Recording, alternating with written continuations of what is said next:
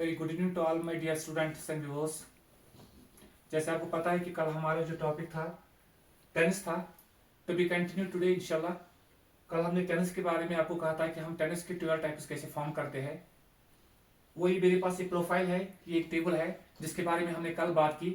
मैंने आपको कल भी कहा था, मैं थोड़ा रिटेक लेता हूँ कल की क्लास की। टेनिस हमारा जो था, मैंने कहा था कि it is based upon two things there, it is one the time and second the work. Means whenever we are going to talk about the tenses, जब भी हमने टेनिस के बारे में बात करनी है तब हमने दो चीजों के ऊपर काम करना है, एक टाइम पे और दूसरा वर्क पे। टाइम और वर्क। टाइम के हिसाब से कल ही हमने देखा कि टेनिस के 3 टाइप्स निकले। जैसे टाइम की 3 ही पॉसिबिलिटी है, प्रेजेंट, पास्ट और फ्यूचर। चौथी कोई भी पॉसिबिलिटी आप चाहे ढूंढने की कोशिश भी करोगे, आपको कोई चौथी पॉसिबिलिटी नजर नहीं आएगी। इसका मतलब है टाइम के हिसाब से टेनिस के हमारे 3 टाइप्स निकले, प्रेजेंट है, पास्ट है और फ्यूचर है।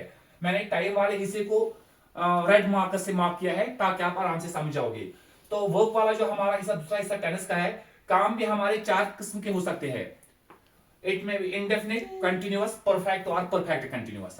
इसका मतलब है अगर हमने टेनिस को देखना है which is made up of their time, means when we need to talk about the tennis we need to think for 2 things there, it is one the time and second the work। Time के हिसाब से आपके पास 3 है और work के हिसाब से आपके पास 4 है। इंडेफिनिट है, कंटिन्यूअस है, परफेक्ट है, परफेक्ट कंटिन्यूअस है। इसका मतलब है 4 है ये, indefinite, continuous, perfect, perfect continuous. ये वर्क के हिसाब से है। टाइम के हिसाब से 3 है। इसका मतलब है प्रेजेंट में आपका इंडेफिनिट भी होगा, कंटिन्यूअस भी होगा, परफेक्ट भी होगा, परफेक्ट कंटिन्यूअस भी होगा। लाइकवाइज पास्ट में भी ऐसे 4 होंगे और फ्यूचर में भी 4 होंगे। इसका मतलब है there are 12 types of tenses, जो मैंने कल के लेक्चर में आपको कहा है। अगर आपने कल लेक्चर नहीं देखा तो प्लीज आप मेरे पेज पे कल का लेक्चर देख सकते हो, जहां पे आप इन 12 टाइप्स ऑफ टेंसेस की फॉर्मेशन को समझ लोगे।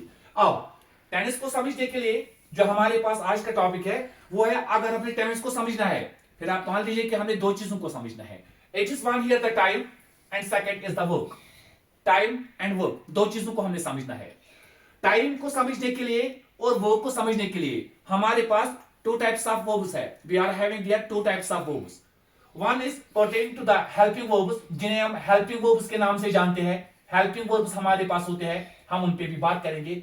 और दूसरा जो होता है वो मेन वर्ब्स होते हैं। पहला वाला जो होता है हेल्पिंग वर्ब्स होता है, दूसरा वाला जो होता है मेन वर्ब होता है। हेल्पिंग वर्ब को अगर देखिए तो मैंने रेड से लिखना था, क्योंकि टाइम वाला जो भी हमारा हिस्सा होता है हमने उसके लिए यहां पे रेड मार्कर रखा है कि हम रेड मार्कर से उसे मार्क करेंगे ताकि हम समझ जाएंगे रेड वाला जहां पे भी कोई हिस्सा है वो टाइम वाले हिस्से से जुड़ा हुआ है। और टाइम हमारा एक पार्ट एंड पार्सल है हमारे टेनिस का। अब अगर हमने आप प्रेजेंट, पास्ट और फ्यूचर की पहचान के लिए देखना है कि हम प्रेजेंट टेनिस कैसे पहचान ले, हम पास्ट टेनिस कैसे पहचान ले, हम फ्यूचर टेनिस कैसे पहचान ले, उसके पास हमारे लिए हेल्पिंग वर्ब्स है। मैं यहां पे प्रेजेंट लिखता हूं जो कि प्रेजेंट टेंस है, दूसरा यहां पे पास्ट लिख लेता हूं और तीसरा यहां पे फ्यूचर लिख लेता हूं। अब प्रेजेंट, पास्ट और फ्यूचर की पहचान के लिए आपके पास क्या है, शाबाश, क्या है, यहां पे हेल्पिंग वर्ब्स है। आपके पास हेल्पिंग वर्ब्स है। हेल्पिंग वर्ब्स की फिर 3 कैटेगरी होनी चाहिए। एक कैटेगरी जो आपके सेंटेंस में अगर कहीं पे दिखी तो आप कहोगे कि सर ये हमारा प्रेजेंट टेंस है। दूसरी कैटेगरी अगर हेल्पिंग वर्ब्स की आपको कहीं पे नजर आई तो आप कहोगे कि सर ये हमारी पास्ट टेंस की कैटेगरी है। तीसरे टाइप ऑफ हेल्पिंग वर्ब जो है वो अगर कहीं पे दिखे तो आप कहोगे सर ये हमारी फ्यूचर टेंस की कैटेगरी है। इसका मतलब है प्रेजेंट के लिए, प्रेजेंट टेंस के लिए अब प्रेजेंट में क्या इंडेफिनिट है, कंटिन्यूअस है, परफेक्ट है, परफेक्ट, उस पर हमने बाद में बात करनी है। अभी मैं पहले टाइम वाले हिस्से पे काम कर रहा हूं। प्रेजेंट वाला जो हमारा हिस्सा है, प्रेजेंट के लिए जो हेल्पिंग वर्ब्स है वो है आपके यहां पे डू है, डज है, इज, एम और दूसरा और है हैज, हैव।